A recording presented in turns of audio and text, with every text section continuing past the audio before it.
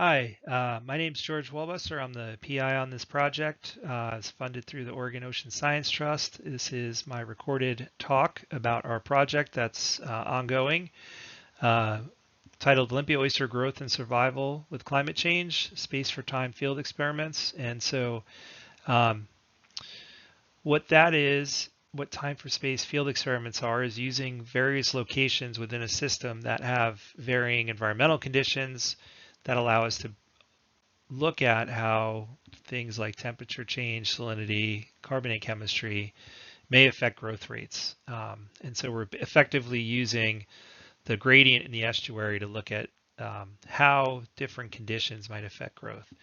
I just want to acknowledge the project team on this. There are many students who have worked on it in the past or continuing to work on it and have been a tremendous help in moving this research forward. So a few of the project objectives with the grant was to measure Olympia oyster shell and tissue growth at sites throughout Yaquina Bay. We had 5 sites: Hatfield Marine Science Center. You can see here with on the lower left, the Sawyer's Landing, Public Dock, King Slough at Oyster Bluff Oyster Farm. The Oregon Oyster Farm here, up river further, and then at a private dock up in Pool Slough here. So we're monitoring continuous growth in various environmental variables at those sites as well, including temperature, salinity, food, and so food being particulates and carbonate chemistry. Then the idea is to synthesize these data, characterize the local climatologies, and then use that to help develop a statistical growth model to determine the effects of these environmental variables on Olympia oyster growth and help us gain a better understanding of what may or may not be important for the Olympia oysters. Okay, so to date, we've collected a lot of data, and part of this is it's an ongoing process or project that was previously funded by Oregon Sea Grant. And so we've kind of had some of the infrastructure in place to get this going. So we've been at the highest point. I've been making nearly 30,000 observations of salinity and temperature throughout the bay at points in time, 7 different locations, taking those measurements every 10 minutes. We've made about 17,000 individual measurements of size and weight on Olympia oysters, some of which you can see here.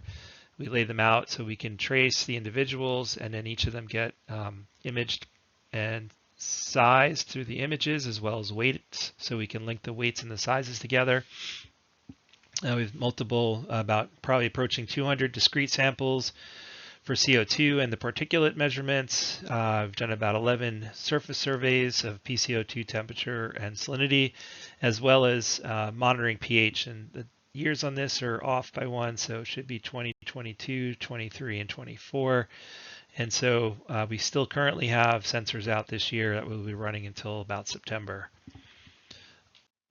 So let's jump into some of the data. Here's daily averages from 7 locations. We have been making these measurements out throughout the bay, 2 of which furthest upriver we don't have any oyster measurements at. We had previously, years ago, tried to grow some oysters up near the Paddle Park location, and they never make it through winter. It gets too fresh up there. So a few things to notice: the seasonal differences. So the system generally has a much more coherent temperature and similar temperatures throughout the estuary. In the wintertime, summer comes in, rainfall drops, longer residence time, the estuary heats up, and then come September, October, we're back into winter mode and things collapse again. But you'll notice that the daily averages at Hatfield tend to range between 12 to 15 degrees Celsius versus all the way up at Cannon Quarry north of upriver from Toledo, about 25 degrees Celsius. Okay, and then a couple events here. One thing notable is the ice storm many of you are probably aware of or were caught in some degree in early to mid-January. This impacted the temperatures across the entire estuary, knocked the average daily temperatures down in the water by about 4 or more degrees Celsius, and then some heavy rainfall events. Okay, so I pulled out some of that data from the individual sites here for you to see. Now, and these are hourly means, so we're taking those 10 minutes each hour and averaging them. And I'm just going to show you a few different sites to compare some of the similarities, differences through the estuary. This is Sawyer's Landing and Hatfield, so not too far. You can almost see each of those from the other site. And what's intriguing is, and not necessarily totally surprising, but interesting nonetheless, is the differences in temperature. Sawyer's Landing gets warmer on an hourly basis, and you can see these changes that occur on kind of every few week scales, and that's the changes in the tide tidal range variation. You see that a little less in the Hatfield site, and the variation in Hatfield is a little bit lower than Sawyer's Landing through summer. And again, we're still doing a little bit of QA QC on some of this, so don't know if somebody pulled our sensor out over here or that's like a real thing or not. Okay, so I'm going to put King Slough up here now. So King Slough is just up a little bit from Hatfield into a slough, which is a little bit different, and it's kind of only about 1 kilometer from Sawyer's Landing over overland. And what you'll notice here is King Slough gets considerably warmer. You see some of that same variation on that weekly time scale, and so a few degrees warmer on average. And colder temperatures don't get nearly as cold. So everything shifts up about 5 degrees during the summer period when the oysters will be growing. And to compare that upriver to oyster farm, you can see that even interestingly up at oyster farm, it doesn't actually get nearly as warm either. There's some similarities, a lot more variance in King Slough, but the temperatures are not all that different. And that's kind of interesting, and that is going to help us to look at how these growth rates impact oyster growth. So now this is salinity. We're still working on the QA, QC on these data. I think some of these drops are possibly real or possibly instrument variation. Actually, some of the undergrads are just looking at the data recently. We've been putting together discrete salinometer samples with these and sort of trying to identify if these are just fouling sensor problems or real impacts. So again, Sawyer's Landing, Hatfield comparison, you'll see the salinity is pretty similar. There is some surprisingly low salinity even at Hatfield and even more so at Sawyer's Landing. Again, it's not major, huge differences, but these are differences in terms of there's a lot more exposure to fresher water at Sawyer's Landing than, say, Hatfield. And again, here is that big ice storm event and then these rainfall events in March. So we're actually seeing that propagate through the estuary. Now I'm going to put the King Slough site up here. Very different dynamics in the salinity. Lots of variation, but also lots more dips and lower salinity here compared to Hatfield. And again, not that far away from Hatfield. And then if we go up to Oyster Farm, it even looks like at times the King Slough site might be a little less salty. We have to check. We're still doing the QA on these, and some of these could be on really low tides. If those sensors, they get pretty close to the bottom, and there are a few occasions where they might actually be exposed. So this is all work in progress, but the highlight of this is that we are seeing some fundamental differences across the sites where we're growing these oysters. Okay, I want to show you a little bit of the surface CO2 temperature and salinity surveys. So this is the inside of the RV Donnie R. And I'll just kind of give you a brief show of what's happening here. We have a pump in the back of the boat in the bilge with a seacock to water intake that's pumping water up through an insulated line. If you look over to the right here, this is the instrument package. So the seawater comes into the Seabird TSG, comes out of the TSG, goes through a membrane contactor. The gas lines are run through the CO2 sensor here, and then that is ejected overboard. The water just goes off the side. We've got a lithium iron phosphate battery here that runs the TSG and CO2 sensor. And here you can see, this is what we can see in real time as we're actually operating the boat, is the salinity, some temperature data, as well as the CO2 data here in this middle one. So what we do after we process or collect all this data, we have three different data sets. So we take the GPS data off of the boat, which has a transducer as well, and combine that. We average it out to 1 minute resolution, and then we'll plot that. I'll show you some plots of those next. We tend to vary the boat speed depending on the actual GPS speed will vary depending on some kind of tide and tidal velocities and wind. At too high a speed, we start cavitating the pump and pull a lot of air in. So, but we've got to maintain a certain speed, and we run the surveys typically against the direction of the tide to make sure we're not pulling in any of the exhaust from the outboard motor into our intake. So I'm going to show you a couple different sets of data here. This was from a survey in June 5th of 2023 last year. This was about a -2 foot tide, so it was a pretty low tide. And this was early morning, so around dawn we got out. And what you'll see here on the upper left is temperature. So we're running from about 10, 11, 12 C or so. And as we go up river on the outgoing tide, we start to approach 20 degrees C. We see a very sharp salinity gradient from Hatfield up to nearly the oyster farm, going from about 32 or so to about 15. And the CO2 data is here. And what you'll see is that in June, we didn't see a whole lot of variation except right in this vicinity where this tidal creek was coming out of the Sally Bend Flats and where King Slough was draining in. And so we went from about 500, which is really kind of interesting, to 1,000 or so ppm from these tide flat draining events. Okay, so now I want to show you July 3rd. It was a similarly low tide about a month later. We were out a little bit earlier this time and got a little bit further up the river through that morning. So here's a temperature, again, running from about 12 or so to 22 even up near the Boonville Channel, or I think that's what that's called. And then salinity is here. You see ocean water and down to about 15 again about a month later as well. So really strong salinity gradient. And then you can also see a really strong CO2 gradient, a little bit of that CO2 signal from the flats, but not nearly as much as we saw that last time. And then increasing from the marine side around 500 up to almost 1200 as we get all the way up here. So this is about low tide, really early morning. And then we ran back. We had a bit of incoming tide later in the day.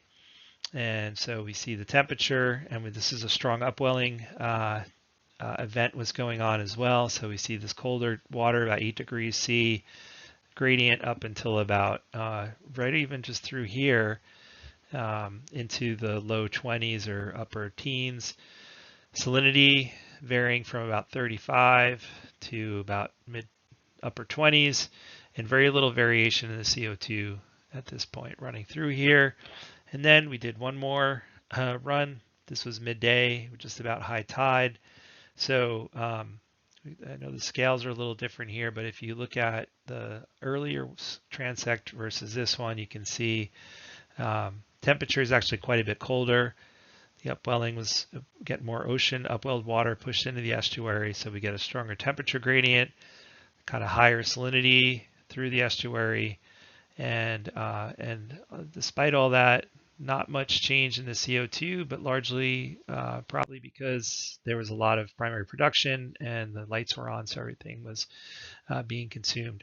So I just took the data from those two dates and plotted them as at least the transects, the early morning transects against, well, a different date in April and the July transect here. And so again, salinity to see how the PCO2 varies through the estuary. And so in April was a very wet time. Transect we ran, you see the fresher water always has a little bit higher CO2. And we were near atmospheric conditions out near the ocean here. Later into July, we get higher oceanic conditions and CO2, strong upwelling, but a very strong gradient up the estuary as well to nearly 1200. Okay, let's get to the oyster data here.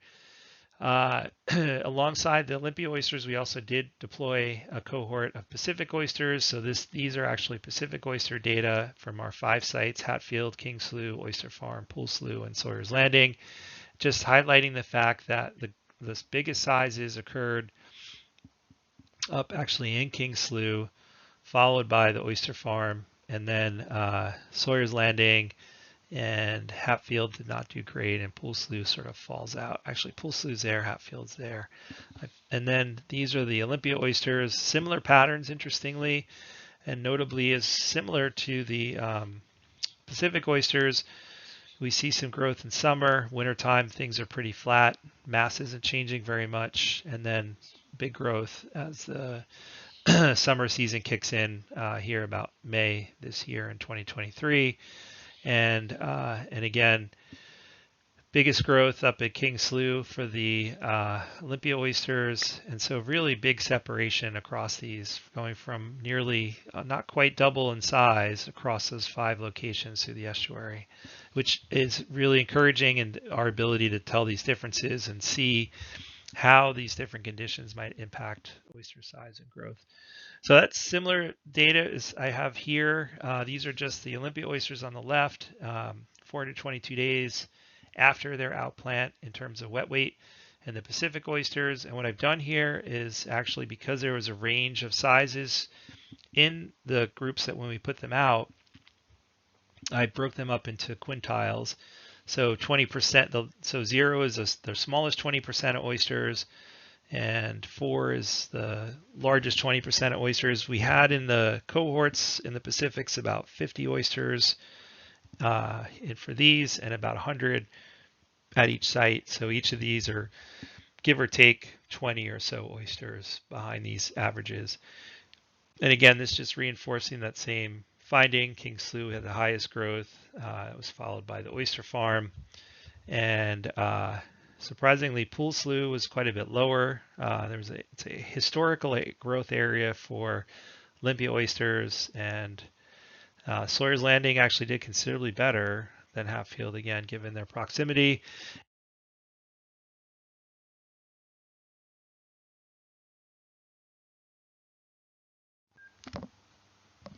Or my headphones just shut off. Also, interestingly, the Pacific oysters pattern was not the same.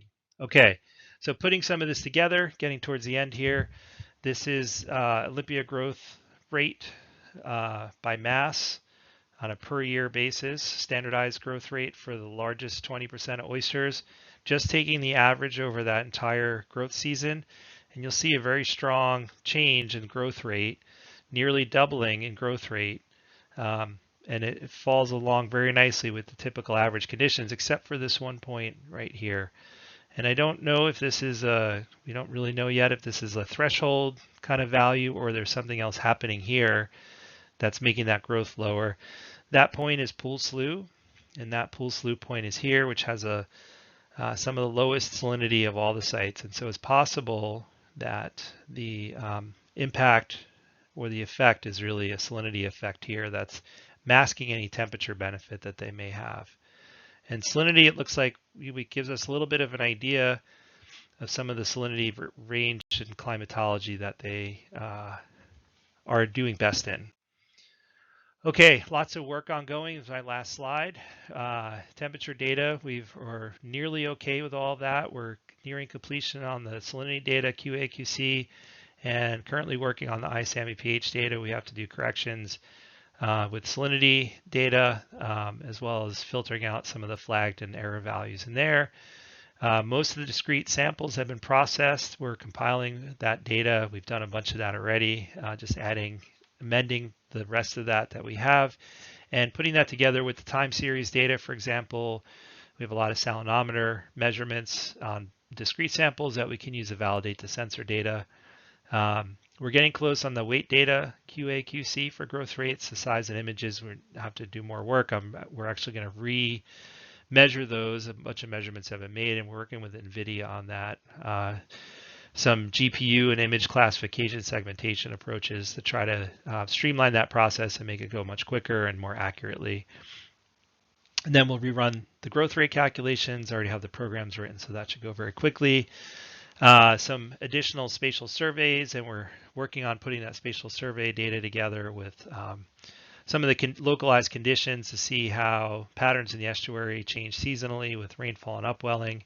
And then finally, putting it all together in some statistical modeling. Showed you a little bit of very preliminary correlations in the data. We're going to do a much finer scale resolution and look, having all these growth intervals and the varying conditions in those intervals lets us, I think, going to be able to really get a much better idea of how the environmental conditions are maybe impacting growth rates. And then developing these climatologies and also looking for correlations amongst the sites. So maybe we won't have to do as much monitoring and we can do a little bit more predictive site conditions from fewer locations. So that's the end of my talk. Thanks for your time and attention.